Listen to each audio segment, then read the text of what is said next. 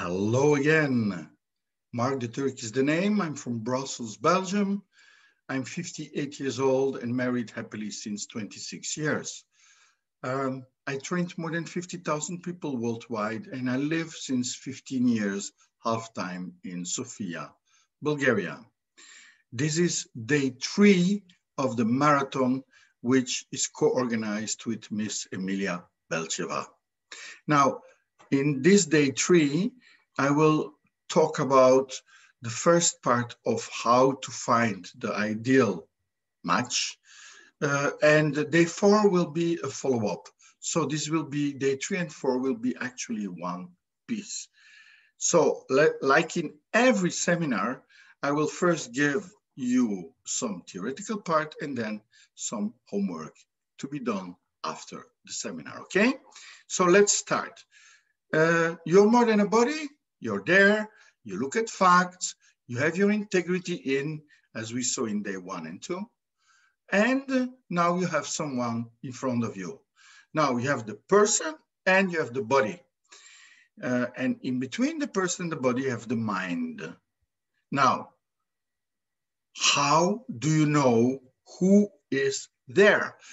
Because if you only look at the body, you might be totally wrong. Only looking at the body is risky business. That doesn't mean that body language is not useful. I never said this, but it's risky business because people are more than their bodies. And you have fantastic actors who can have a fantastic body, have a very nice behavior, but basically as a person think totally wrong. So on the one hand, looking only at the body is risky business, especially when the body is very beautiful, charming. Be careful. You have to look at the person. Now, to know what the person is thinking, me personally, after 26 years of marriage, I do not necessarily know everything my wife is thinking. So on the one hand, the body is risky business. You can be totally wrong. On the other hand, knowing what the person is thinking is not, according to me at least, easy to do. So what is the key? What is the key to find out who is the person in front of you? Well, the key has to do with energy. Let me explain you. You as a person, you think. You create matter, energy, space, and time by thought. And then, in order to do something or to move, you have to put energy in your body. Because without energy, the body will not move. Actually, nothing which is alive today, whether a person, an animal, a plant, insect, nothing moves today without energy, at least on this planet. You need energy to move. Thought, you know, when you're thinking, ends in a decision. So thinking ends in a decision or an idea, or sometimes, and that's worse, an indecision. You have sometimes people who are thinking their whole life. So you as a person, you think, and then you decide. But in order your body to act, your body to do things, your body to move, you need something more than thinking. You need energy. And how is this going? How is this energy made? Well, this energy, you as a person, you put energy in your brain. From your brain, it goes in your body via the nerves, etc. And then your body is moving. And that's the energy. So, and the energy indicates a lot what kind of person you have in front of you. So I repeat, when you have a person in front of you and you want to see whether this person would be an ideal relation for you, or, you know, if you can trust this person, etc., etc. Well, you have 3 things you can look at. 1, the body. Well, this is risky business because there is a lot of artists, a lot of actors who can have a fantastic body language, but think totally different. On the other hand, to know what a person is thinking is not, according to me, easy.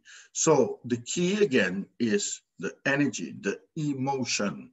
Now, emotion comes from the Latin ex movere.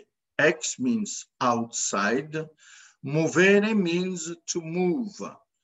Movement outside. Now, the other word, motivation, comes from the same Latin word movere and then atio, meaning what is moving. So emotion and motivation have the same stem in Latin, which is movere, to move. And I will show you something now, which is very important for you and which I hope you will keep for the rest of your life. By the way, I will send it also in PDF form. And this is called the emotional tone scale. So here is the scale. Okay, in Bulgarian, Emocionnalna tонова скала. Tone comes from the music, which means the height of a sound.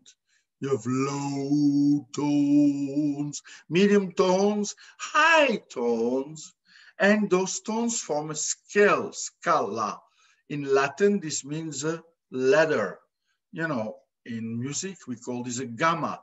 Do, re, mi, fa, sol, la, si, do, si, la, so, fa, mi, re, do. So emotional tone scale. And this emotional tone scale is a simplified tone scale. I will send you the full tone scale together with the video.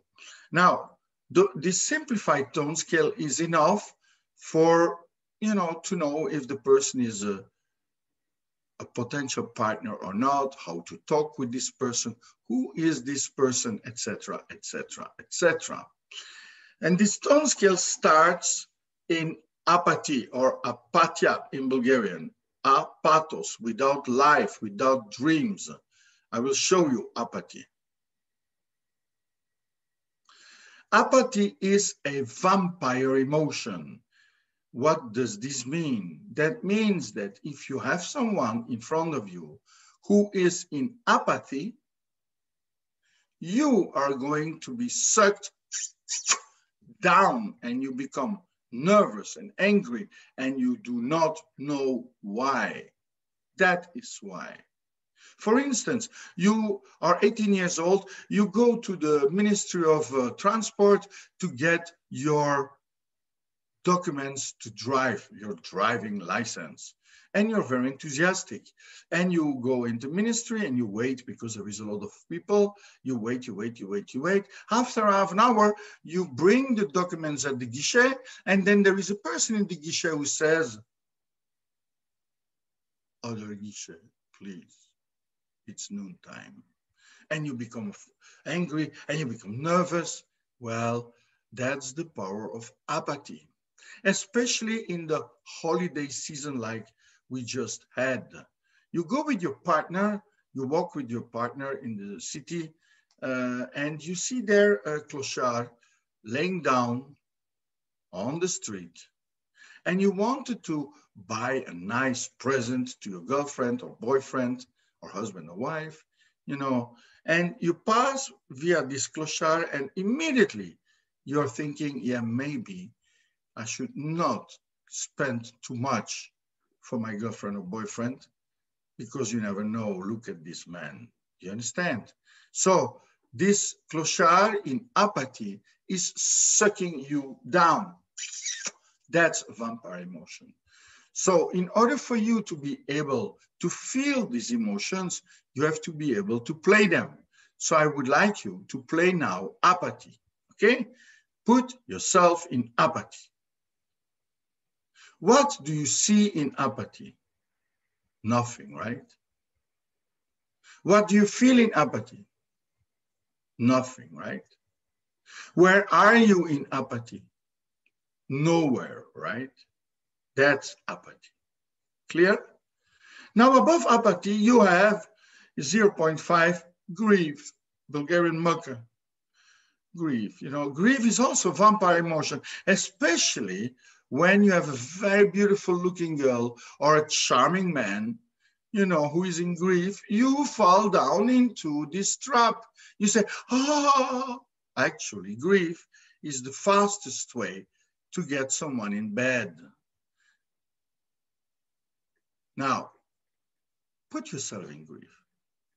When you're in grief, you're not looking at the other person. You're only interested in the person to look at you. When you're in grief, you feel total effect. The responsibility is always the other. It's his fault. It's her fault. You know, if you leave me, I'll kill myself. And then the other person stays with the person in grief, and there is misery for the rest of your life. Because like two magnets, you suck each other and you stay with each other. It's a very beautiful, but at the same time, a very vampire emotion. Put yourself in grief. Great. Now, above grief, you have fear. Strach in Bulgarian. Fear. Oh, fear. Now, fear is today one of the most common emotions you will see, but it's a vampire emotion. And it's a very strong vampire emotion because it moves people very, very fast. I mean, it doesn't move, it affects people very, very, very fast. Look at what happened with this pandemic. It started in China, and not even 1 month later, it was already in Fiji, 5,000 kilometers or more, I think, from any civilized world. So strong is fear, especially when the media is playing with it. And actually, this is what's happening today. A lot of people, due to media and due to themselves, their own emotions and their own unwillingness to look at facts, but to listen to negative opinions. You remember, day one, look at facts, don't listen to negative opinions, don't take them at least. Well, they go into fear. So put yourself into fear and look, what do you see in fear? Everything is looking bigger, more dangerous. Are you moving in fear? No, you're like, staying at the same place, thinking a lot. That's fear. Above fear, you have covert hostility, or in Bulgarian, prikryta vраждебност, which is like this, you know. You're very interested, but at the same time, you have a knife in the bag. You see this emotion when people lie. You know, the man comes home at 3 o'clock in the night. The wife says, where are you, honey? And the man says, I had to work late, honey. Love you. But basically was thinking about something he did he should not have done. Or this is the emotion when the girl says to a man, I love you, while she's thinking about his money and other things. You understand? This is covert hostility, Bulgarian prikryta vраждебност. Put yourself there. What do you see? Everything you see is changed, perverted, right? Everything you hear is perverted. Now, covert hostility, fear, grief, apathy, we call those vampire emotions.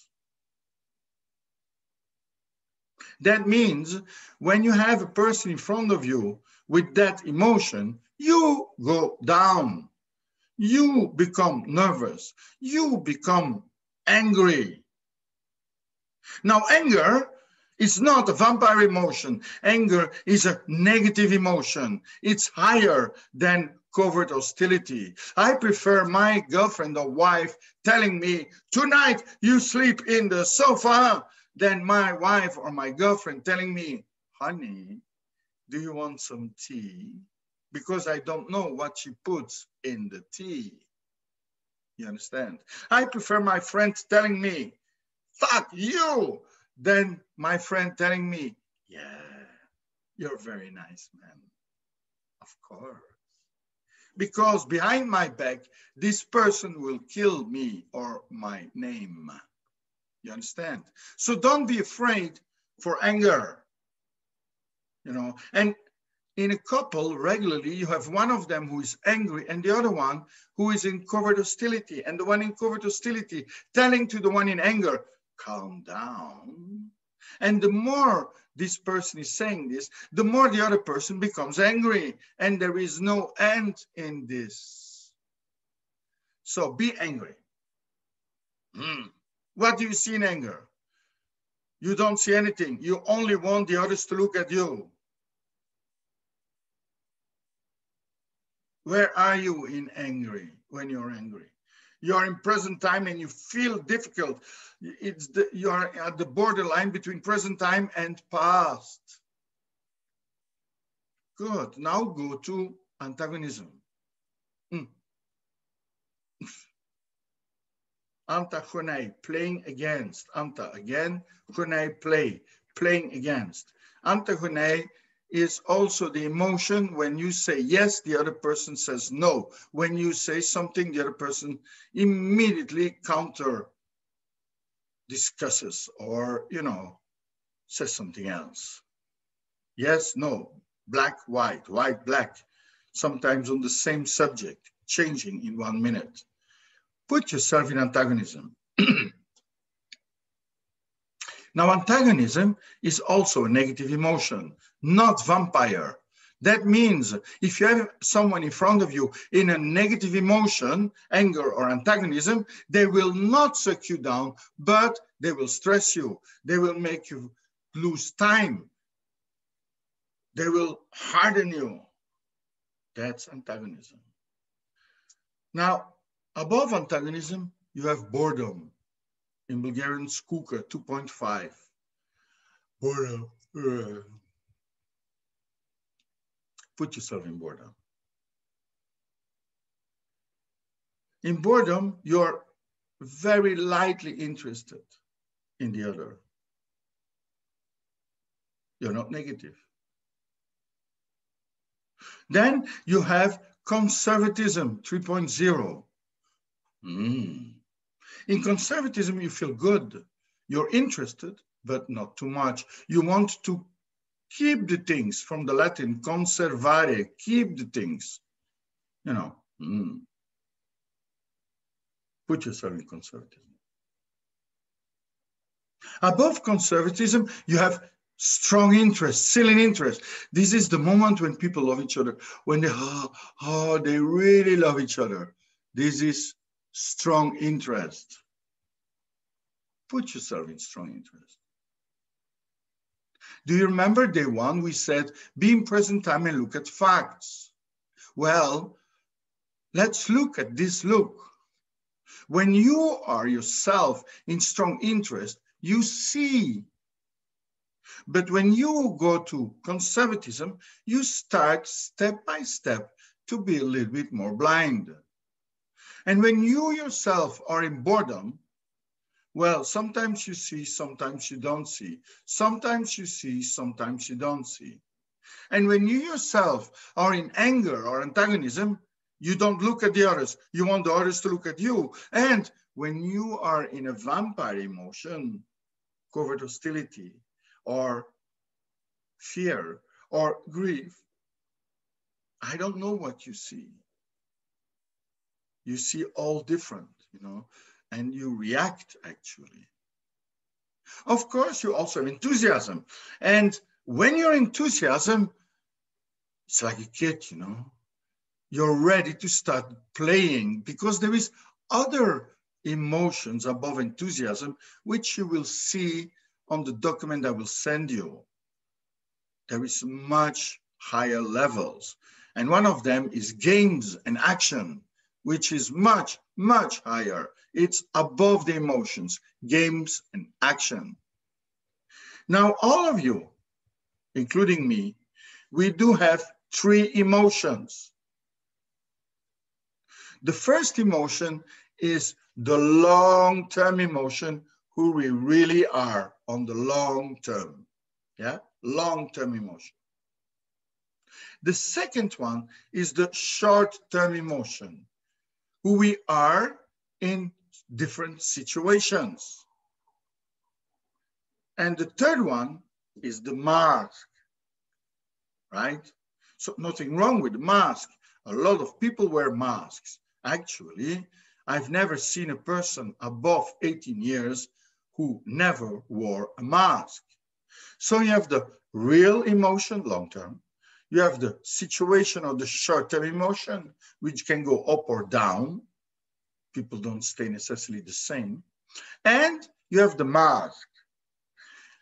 Now, you as a person, when you want to see whether a person is a good match for you or not, well, you don't look at the mask, of course, because it's just a mask. You know, I give you an example. You wake up in the morning, boredom. You take your shower. No. You are in strong interest. Then you look yourself in the mirror. Fear. Then you eat your breakfast. Conservatism. Then you take your car or transport. Antagonism, in the cities especially. Who are you? Can you go faster? Then you have the mask of coming in the office. Hi, how are you? Great, super, etc., etc. People wear masks, right? In different regions, you sometimes have different masks. Now, you have to be able to look through this mask, isn't it? To see whether the other person is a correct match for you. No? Now, I will explain you how you can look through the mask and to see who is there, okay? Especially in a relationship, especially in a relationship. I will give you 3 tricks to look through the mask. If you want all the tricks, there is a fantastic book. In the document I will give you, you will have the link. This book is called Self-Analysis, written by Ron Hubbard. Now, the book Self-Analysis, written by Ron Hubbard, has 23 or 24, I don't know by heart anymore, different tricks to look through the mask to see who is there, right? Now, are you ready? Please write this down and never forget it. How to look through the mask to know who is there.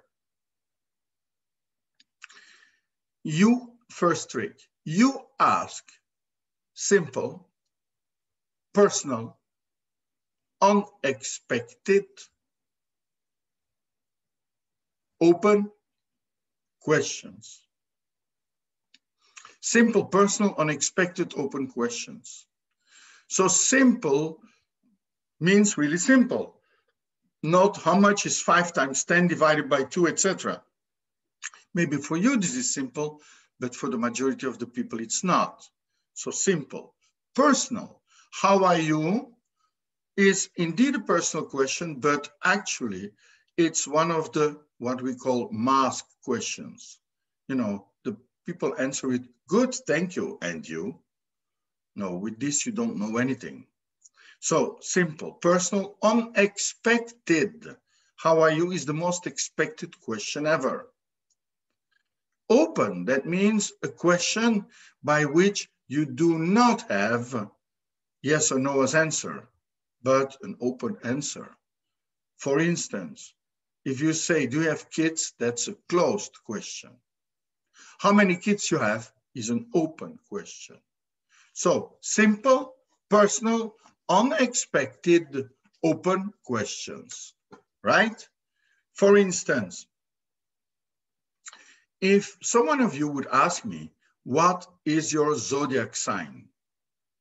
Okay, I would say when I'm enthusiastic or strongly interested, I'm Aquarius. I would answer in 3 seconds immediately.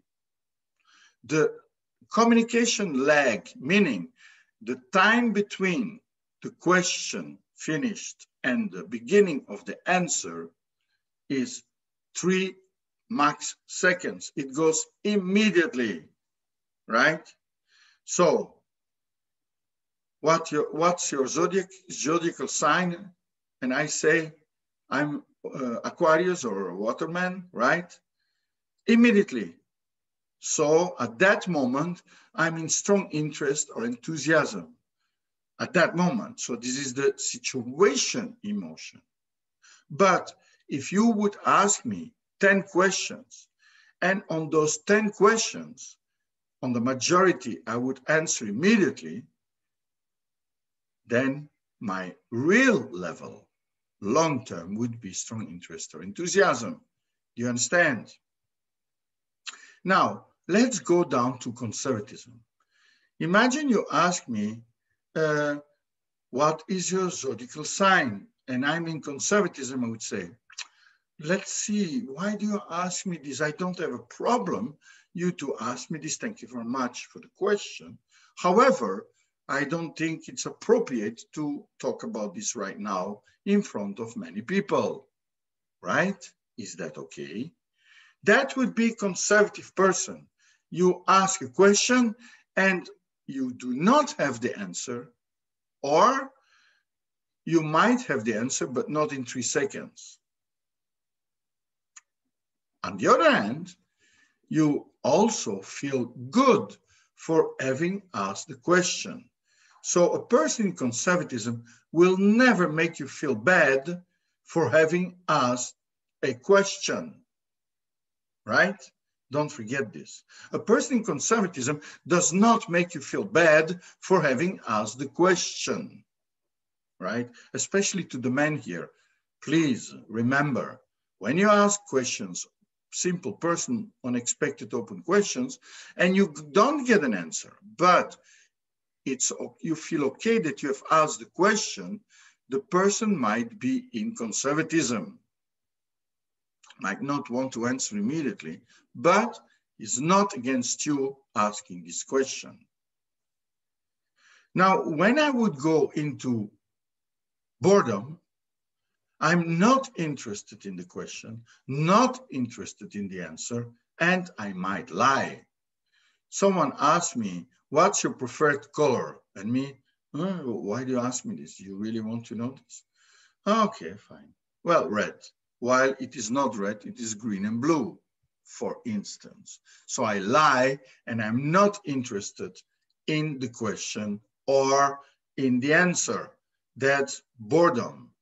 But I don't make you feel bad for having asked the question. Remember the last part, it's very important. Now, if I were in antagonism and you would ask me a question, I would say, why do you want to know the answer? None of your business. That would be antagonism. I would immediately react upon your question. I would make you feel bad for asking the question. And in anger, I would just have more volume and louder and more energy in all directions. That is a sign of anger or antagonism. A person immediately reacts against you or against anyone, that's anger, and you feel bad for having asked the question. Now I go down to the vampire emotions. And the first vampire emotion, as you know, is covert hostility. And you ask me a question, for instance, what's your zodiac? And I would say, why? What is yours, by the way? And you might say some, you might say blah, and I would say, yeah, nobody's perfect. Do you understand this? I'm not answering the question. And two, and this is much more important, I make you feel bad for having asked the question. And here comes a very important datum for men, especially when they're in love and the girl in front of them is very nice, very sexy, etc. The man who is in love tends to be blind. They only see the body. And so when you ask a girl, how much do you love me? Which is an open question. And the girl answers, let's please not discuss this. Let's stay good friends. By the way, thank you for asking the question. She's at that moment in conservatism. But if she would answer the following on this question, how much do you love me? And the girl would answer, why do you ask me this question? Do you love me? You're sure? The girl at that moment is in covert hostility. That means that she looks nice, but she isn't. It's not necessarily that she would be always like that. It might be just on short term. However, when you ask 10 questions and 10 times you get the feeling that you could not have asked this question, don't doubt. The person is in covert hostility. Don't marry her. And if you might have married her, I have good news, but this we will say in day 4, how to bring people up. Okay? Now, in fear, when you ask a question, the person will answer another question. For instance, if you would ask, what kind of food do you like? And the person says, oh, why do you want to send me to go and have dinner with me? I don't want, I have something to do. That's fear. They do not answer your question. They change your question and they make you feel strange for having asked the question and strange with the answer because you say, what does this have to do with what I said? Do you understand? That's fear. Now, imagine I'm in grief and you ask me a question. Well, you will have a long story about how I cannot answer you or how bad your question is, you know, and you will feel at the end, oh God, I should not have asked this question. That is grief. You see? So you want to know who is there in front of you behind the mask. Ask simple, personal, unexpected, open questions. In Bulgarian, прости, лични, неочаквани, отворени въпроси. I repeat, прости, лични, неочаквани, отворени въпроси. And you will know after 5 to 10 questions, and when you look at which level comes back regularly, well, you will know the real long-term emotion of that person.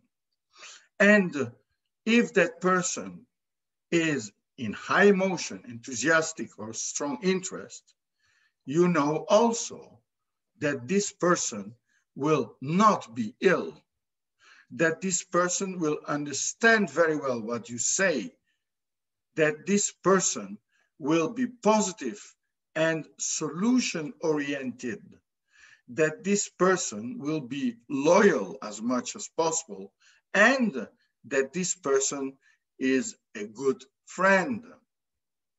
You will also know that this person wants to procreate in a very creative way. And when they talk about sex, well, it is sublime. You know, there is love with it. That's high emotion. When the person is in conservatism, you know that this person will keep the things, you know. They talk about their house, their kids, their dog. And you also know that looking at the future is, of course, possible, but it has to be well planned. When the other person in front of you is in boredom, basically, is not really interested in you, but also not against you. He will be not interested. in boredom. They might become ill easily, small illnesses. You can trust them, but sometimes you cannot. They lie in 50% of the cases. They are not really your best friends. They might go with you and then the other day go with someone else. That's that level. When you ask questions, simple, personal, unexpected, open questions, and you realize that the person is continuously in antagonism or anger, well, this person will continuously destroy things, destroy the relationship, destroy the work, destroy the house, etc., etc. You can also note that this person will have easily illnesses which deal with stopping blood, stopping nerves, and stopping the lymph. That means heart attack. That means insult. That means arthritis, you know. That's at the level of antagonism or, you know, anger. When the other person is in covert hostility,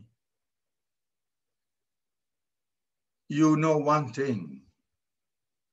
This person has serious illnesses, doesn't really understand you, is playing a double way, you know, might say reactively that he or she loves you, but meantime, loves some other people.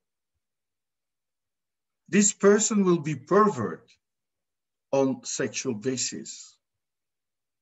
If you make kids with this person will somehow not like the kids, but not show it. You know, will do all kinds of strange things with kids. You cannot trust this person. You can, if you marry with this person will go with other people, you know, commit most probably adultery. That's covert hostility. And when you have in front of you a person in fear, this person will easily attract all kinds of illnesses when they go together with fear, like COVID, for instance. This person you cannot trust at all. This person is not your friend. This person sees you as his or her enemy. Danger. Be careful with these people. The same with, and here comes a very interesting dichotomy, you can have a very beautiful girl or a very charming man, body-wise, and how they speak. But behind this mask, they are continuously effect of everything. If you have this person as partner, it becomes very difficult. It's like a magnet. Mwah! He or she sucks you down, right? And of course, I hope you're not living with a person in apathy, you know, because that's not living actually at that moment. You see? So you have 1, simple, personal, unexpected questions. 2, is the person ill or not? Never ill, antagonism, enthusiasm. Sometimes small illnesses, boredom. Illnesses which have to do with sedentary elements like stopping the blood, stopping the nerves, stopping the lymph, you know, that's in the negative emotion. And then all kinds of strange illnesses, this is in the vampire emotional way, yeah, or band. That's the second. What they talk about. A person in strong interest or enthusiasm talks about future, new ideas, creation. A person in conservatism will talk more about his land, his dog, his wife, his girl, etc., etc. And will talk about the future if carefully stated in plans, etc. A person in boredom will just talk about routine things like the water, the day, the temperature, right?